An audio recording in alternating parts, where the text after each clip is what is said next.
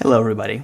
This is a very special episode for my YouTube channel because, strangely enough, this is the first time I'm reviewing a film stock or film emulsion or just film, whatever you like to call it. And the honor of being the first film for me to review goes to Agfa Copex Rapid. I shot one roll of this film, exposed it at box speed, and stand developed in Rodinal. Let's take a look. Seriously? What's that? So you're making a film review based on one roll that you exposed at box speed and stand developed in Rodinal? Yeah, isn't that what everyone on YouTube is doing? Alright, you do you. That sounds a bit like writing a restaurant review after only tasting one starter, but what do I know? Unbelievable. Fine. Hang in there, folks, while I go shoot the other 9 rolls. Hooray! Cue the intro.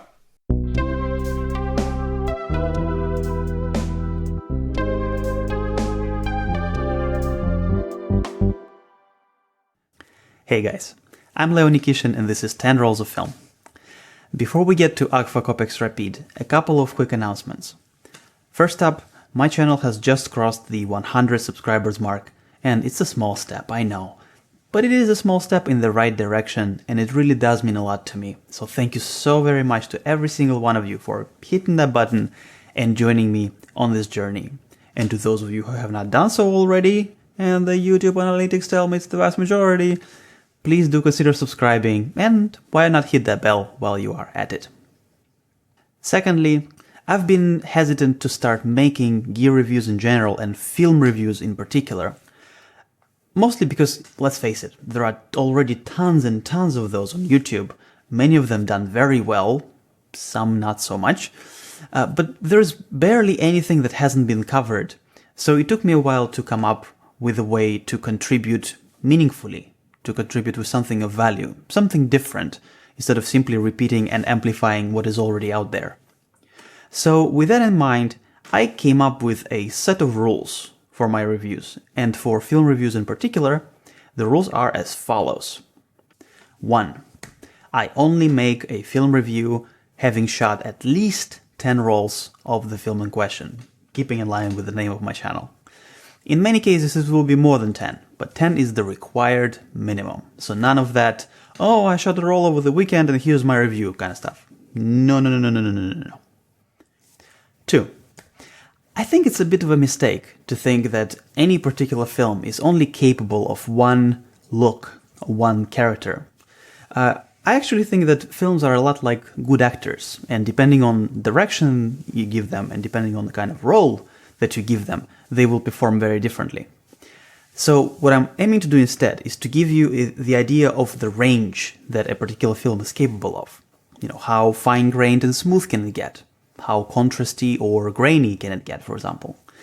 So that means that I'll have to expose the film differently at different exposure indexes. You know, there'll be some box speed, there'll be some with pull, some with push.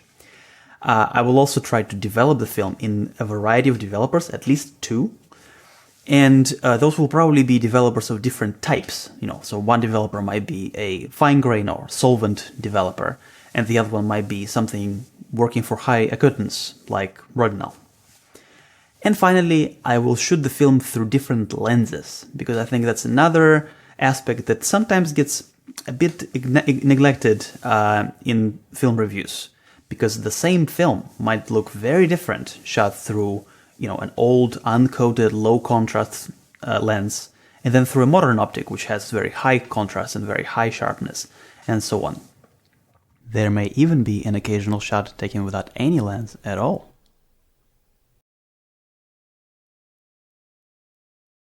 With all of that out of the way, let's get to the star of the show, Agfa Copex Rapid.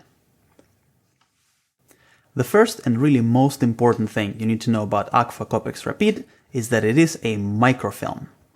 Now, I bet when someone says microfilm, at least a few of us will imagine a scene from a Cold War era spy movie with a sleek Bond-esque agent sneaking into the villain's compound and taking pictures of a new secret weapon, or maybe copying incriminating documents with a tiny spy camera. And indeed, historically that was one of the uses for microfilm, because guess what? Those tiny spy cameras could only use very small pieces of film, very narrow rolls of film, not 35 millimeter. Oh no, well, 24 technically. No, much, much smaller, sometimes down to 8 millimeters in width. And the smaller is the piece of the negative that you work with, the higher are the technical requirements to the film you're using. It needs to be higher resolution, higher contrast, and so on. Otherwise, you kind of risk your life for nothing.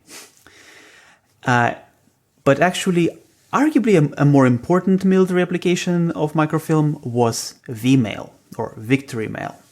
It was a wartime mail delivery system used by the Allies during World War II, in which all the correspondence was first, read and censored, and then copied onto microfilm.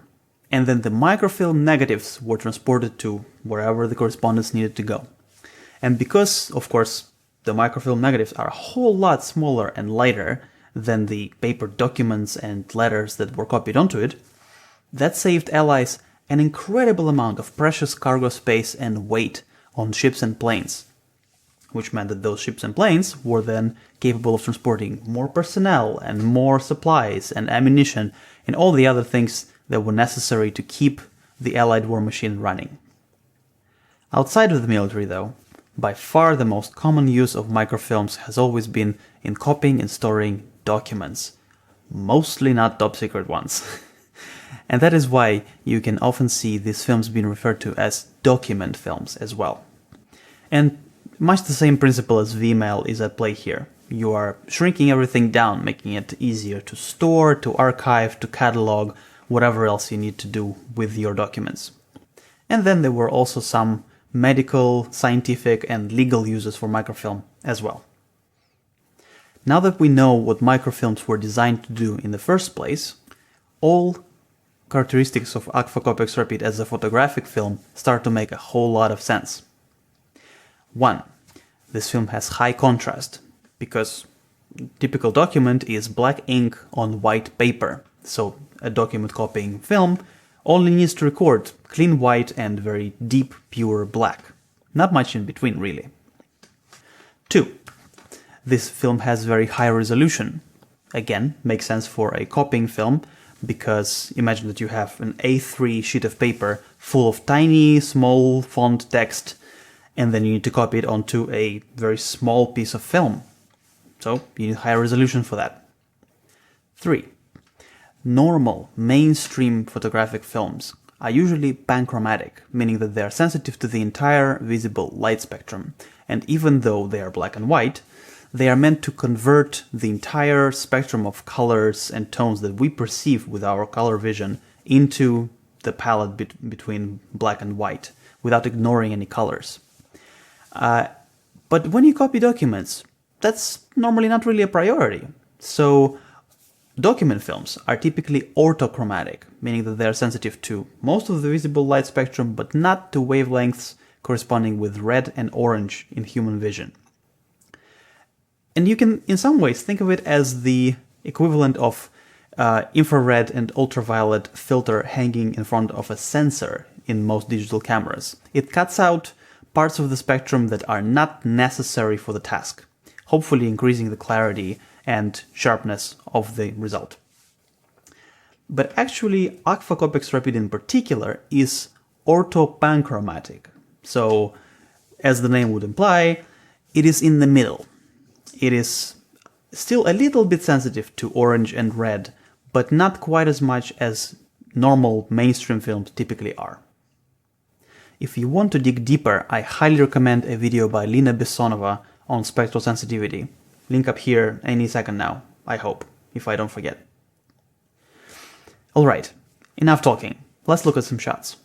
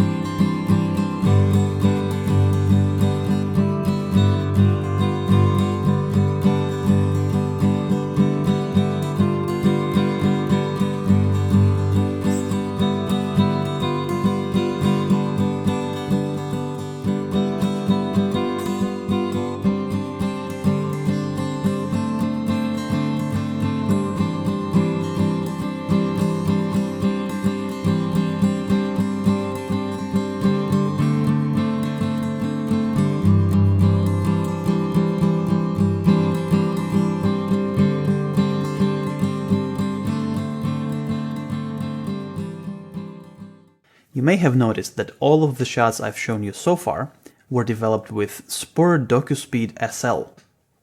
What on earth is that? Well, it's a developer formulated specifically for Agfa Copex Rapid. You will not find development times for any other film with this developer.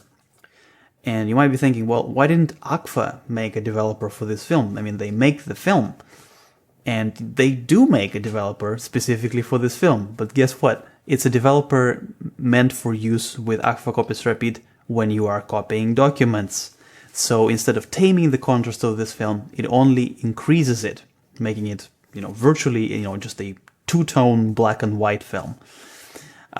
So SPUR, another company, a small chemical company in Germany, had to step in and develop a photographic developer for this film. Now, this developer comes in at about €30. It comes as a two-part concentrate, part A and part B, which you then mix with water. Like I said, there are only development times for one film, Agfa Copex Rapid, and it's not particularly frugal. It will only get you about 12 rolls from one package of the developer in best case scenario. So it's expensive, not frugal, and not versatile. It better be a darn good developer then. And it kind of is. First of all, it gives you the possibility of exposing and developing the film at exposure indexes from 12 to 80, and also from 12 to 100 if you are using the 35mm version of Agfa Copex Rapid. I did not do a controlled test on this, but in my just normal use of the film, I did not notice a whole lot of difference between results at exposure index 12 and exposure index 80. So I would say that you can choose exposure index based on your circumstances. If you are hand-holding the camera and you might want to keep the shutter speed above a certain level, you can go with 80. If you are on a tripod, or maybe you want to use your lens wide open on a sunny afternoon, then you might want to choose 12. Or anything in between, again, depending on your circumstances. Also, I think, at least to me, subjectively, this developer gave the nicest tonality and the nicest balance of sharpness and contrast and just overall tonality in general. I thought it looked really, really nice. Of course, this is always subject to how you process your photographs. How do you scan them and edit and post? And if you're printing, then how do you print, and what kind of paper and what kind of developer and so on. So this is definitely dependent on your workflow as much as it is on the developer and the film itself. But in my workflow, I think this developer worked really, really well.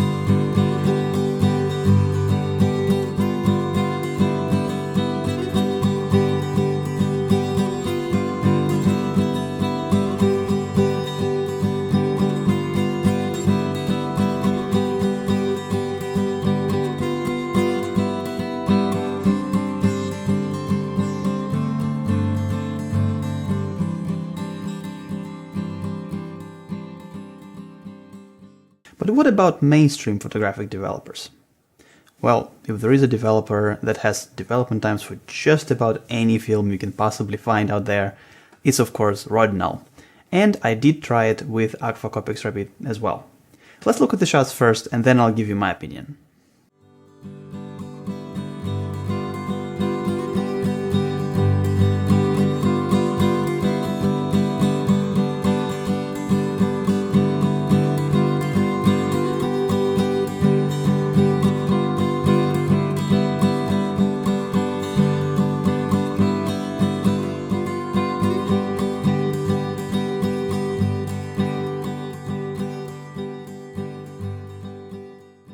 If I had to sum up my impressions of this combination in one word, that word would be fine. okay. It certainly works, it's certainly passable, there's nothing inherently wrong with it. The sharpness is good, the contrast is nice, the tonality is decent, but there's nothing particularly special about this combination either. Now, it's worth noting that Rodinal is a famously flexible developer. You can use a very wide range of dilutions, different agitation regimes, and so on. So you can certainly fine-tune it, and probably there is another combination of agitation, development time, dilution, and so on, and temperature that will produce different, possibly better results. But with the only time that I could find on massive development chart for Agfa Copex Rapid in Rodinal, this is what I got, and this is what I think about the results. The developer I tried next was Atomal 49, also known as A49. Now, this was not a straightforward, ready-to-use development time from massive development chart or any other source. Instead, I had to find development times for other microfilms in Atomal 49 and then cross-reference Rodinal times for those films with Agfa Copex Rapid and convert things and so on. So yeah, it was a bit of a gamble, and these are the details of the process, the time, temperature, and so on.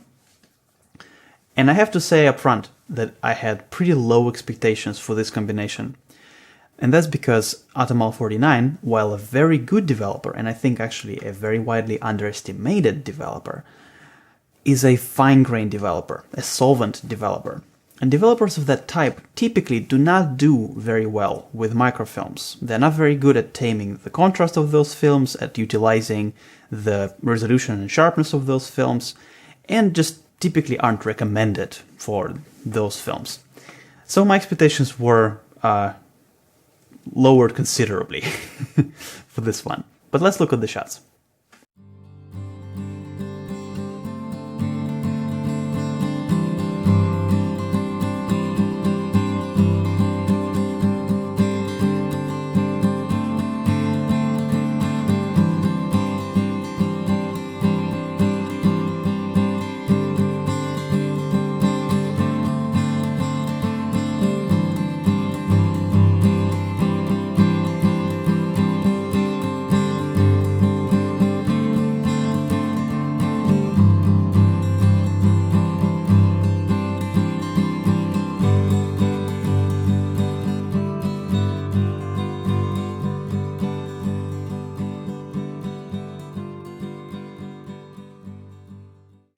So, what do I think about these results? Well, some of my expectations were correct. And also I watched the review of Agfa Copex Rapid by The Naked Photographer on YouTube. And, he does a much more rigorous kind of film testing than I do. And he tested his films specifically in D76 developer, Codec D76, which is another fine-grained solvent developer. So even though the settings are different and their developers are different, the results are sort of in the same direction, both in my test and his. So it was not completely unexpected, but yeah, I would say that maybe if you are planning to use Agfa Copex Rapid as a general purpose film rather than a special effect film, maybe this is not the combination to go for. That said, if you are after a specific look, a specific character, in this case I think, a high contrast character with, rather moody shadows, and you don't really care about blowing out the highlights a little, then it can work, and it can work pretty well, because I think in the violin shots, for example, that a loss of detail in the highlights, in the very deep shadows, actually kind of contributes to the image rather than subtracts from it. So, it depends on your artistic intent and what you want to achieve. The third and last developer I used with Agfa Copex Rapid was FX39 Mark II.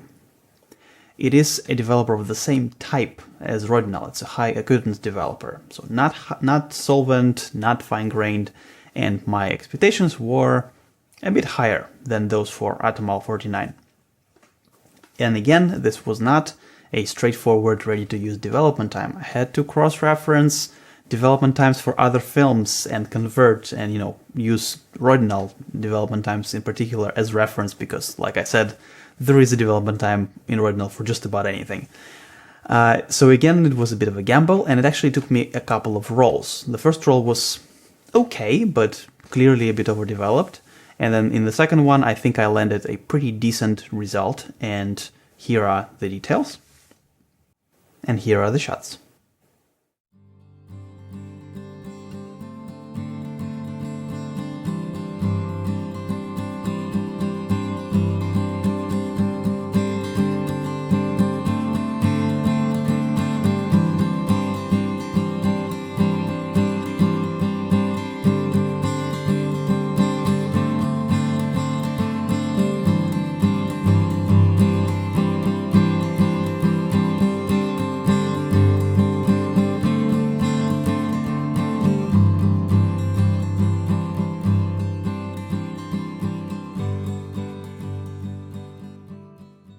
This is certainly subjective to some degree, and probably a matter of opinion as well. But to my eyes, the results in FX39 come closest to the dedicated developer, to SPUR Dokuspeed-SL. I think the sharpness is excellent, the tonality is very nice, and there is quite a bit of latitude in the scans, meaning that you can play around with it, you can erase shadows, you can play with highlights, you can make it lower contrast or higher contrast, and it does not result in the image falling apart and there being just loss of detail and loss of sort of continuity of tones and so on. So I think if you don't want to spend the money on the dedicated developer, or maybe you only plan to use Agfa Copex Rapid every once in a long while, then FX39 makes a lot of sense, and I think would be a great choice. Important thing to note here is that I only figured out the development time for exposure index 50 in FX39, and that is quite different to the dedicated developer, because that one gives you a whole range of pre-figured out and really well tested development times for exposure indexes from 12 to 80, and you'd have to do quite a bit of further testing with FX39 to also figure out a range like that. I'm sure it's capable of it, but it will require more testing, potentially wasting some film, and so on. Also something to keep in mind. Now is the time to talk about some quirks in handling, processing, and all that stuff.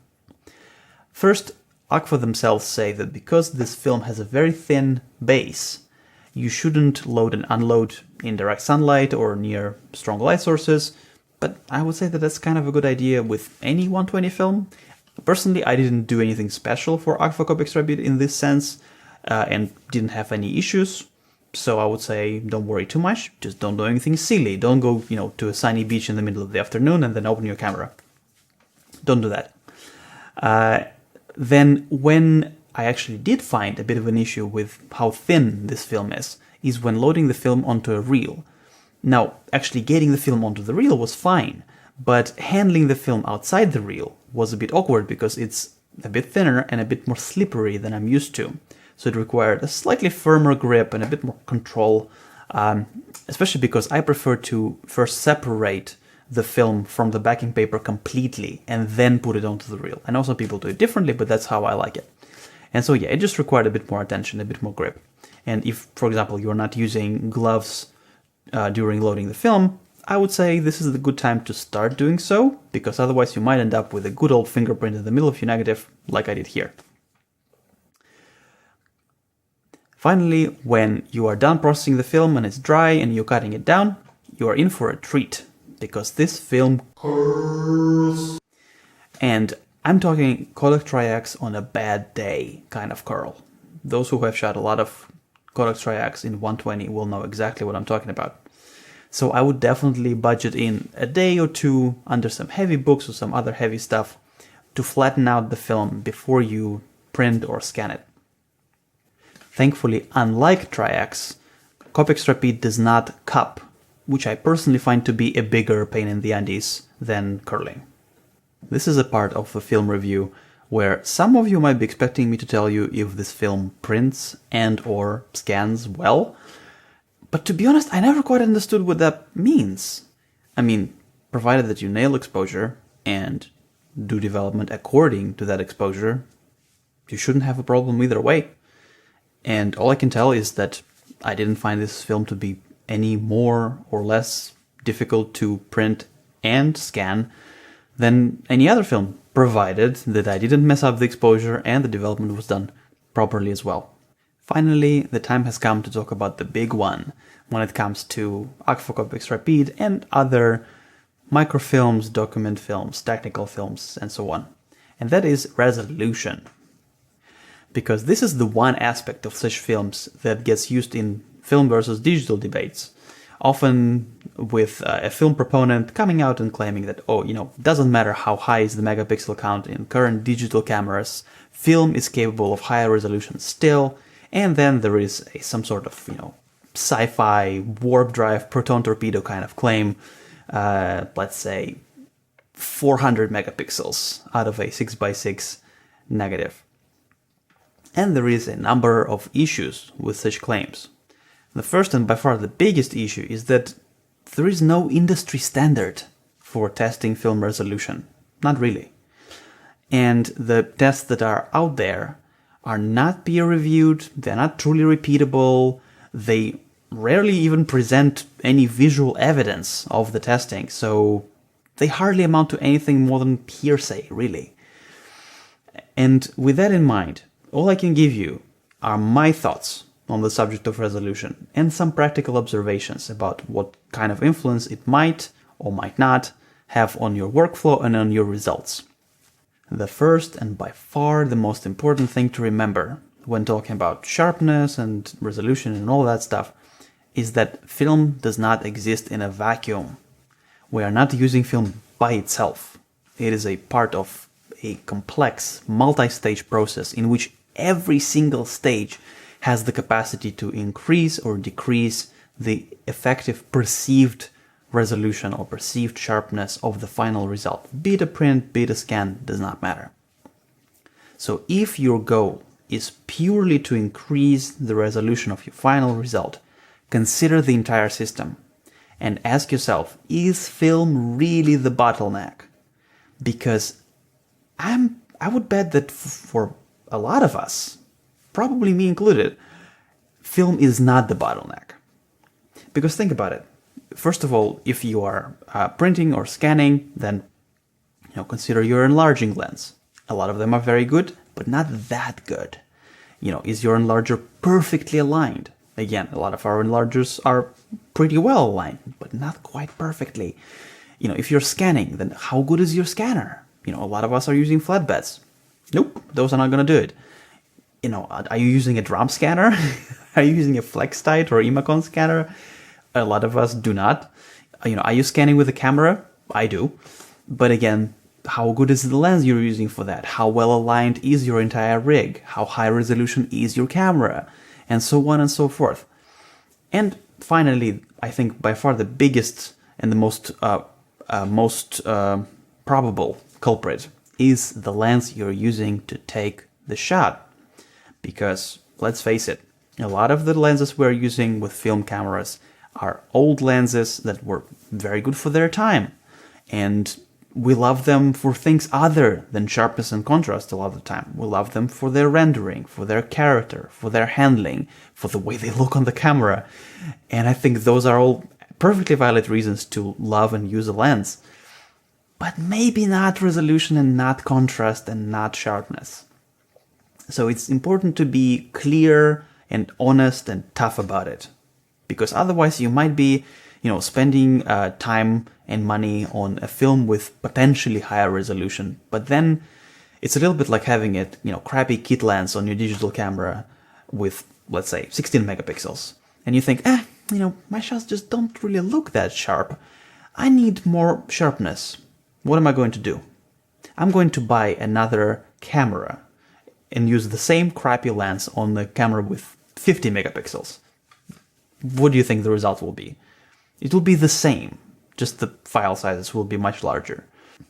That said, and yes, I am about to contradict myself a little, but that said, I did find with Agfa Copex Rapid that there was a certain crispiness, a certain crunchiness to the shots, and it's a kind of clarity that is not easy to find in mainstream films. I'm not sure what that is, because I don't think there is more detail, because that's really dependent on the lens. But the detail that is there, that is captured, is that little bit more defined. So maybe that's what people mean by micro contrast. I don't know. I never found a convincing explanation and proof of what micro contrast really is. But maybe that's what that is. And I think for certain types of shots, especially for shots that have a lot of texture in them, that works really well. Alright, let me contradict myself some more while I'm at it. One application of Agfa Copex Rapid that I actually really enjoyed was using it with relatively low contrast and relatively low sharpness lenses. In particular, I think the portraits I showed you earlier shot on MPP microcord were a good example, because I shot them through MPP microcord, which has a very good lens for its time and type, but it is not, modern day high resolution and contrast lens. And then I used a close-up attachment on top of the lens, because otherwise twin lens reflex cameras are famous for having fairly mediocre close focus distance.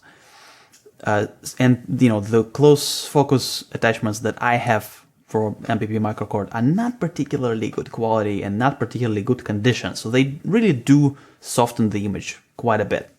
And this combination of nominally relatively soft lens and attachment, and then fairly contrasty and fairly crisp film, I think worked really well, because it just brings out the texture of the skin and of the hair, but doesn't make it clinical, doesn't make it, sort of in your face, oh, look at all these skin pores, kind of thing. And I really enjoyed that somehow. Time for some conclusions. I don't know if you could tell, but I really enjoyed this film. I really liked using it, and I really enjoyed the results. And I think especially if you are based in the European Union and you can source it through Mako Direct, then the price is quite good, the availability is usually quite solid, and especially if you can buy 10 rolls or more, then the price per roll goes down considerably. And at that price, it's kind of a no-brainer. I mean, it's difficult to think of another slow, high sharpness, high contrast film that offers anything more at the price. There is Retro 80S, which is also very nice, very sharp and quite contrasty film, but it has a very different character. First of all, it has very different spectral sensitivity, because Retro 80S is actually super panchromatic, meaning that it's sensitive to the entire visible light spectrum and then a chunk of infrared light as well. So it's very different rendering, very different character for, mainstream sort of photography. I think I prefer the general tonality and character of Agfa Copex Rapid a little better. So that would probably be my pick. As for the dedicated developer for SPUR Dokuspeed-SL, well, that is a bit of a harder sell. It is expensive, like I said, it's not frugal, it's not versatile, but it does give really good results with this particular film. So I would say, if you are aiming to do maybe an entire project on Agfa Copex Rapid, or maybe you're planning, to buy plenty of Copex Rapid and just use it, for a stretch of time in a row consistently, it might make plenty of sense, because I think the results are great. And if you think about it, actually, 10 rolls of Agfa Copex Rapid plus the dedicated developer combined do not cost that much more than 10 rolls of, let's say, Ilford Pan F and another developer for that. So, might work.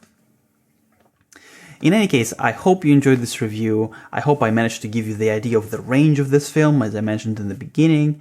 And remember, film is what you make of it. So go out there and use it for whatever you like. It might be something that I showed in this video, great. It might be something I didn't show in this video, also great. There are no restrictions, no limits. There is no right or wrong use of any film. That's why I kind of hate when people say, oh, this is a great film for landscapes. Oh, this is a great film for portraits. You know what? I really enjoyed the portraits with Agfa Copex Rapid. And on paper, that's like the worst film for portraits. So really, go ahead and do it. And if you like the results, share them with the rest of us. Be it on Facebook, be it on Instagram. And while you are on those, why not follow me? Yay, self-plug. But yeah, Instagram, Facebook, links down below. And in any case, let's meet in the comments and talk about it. Ciao.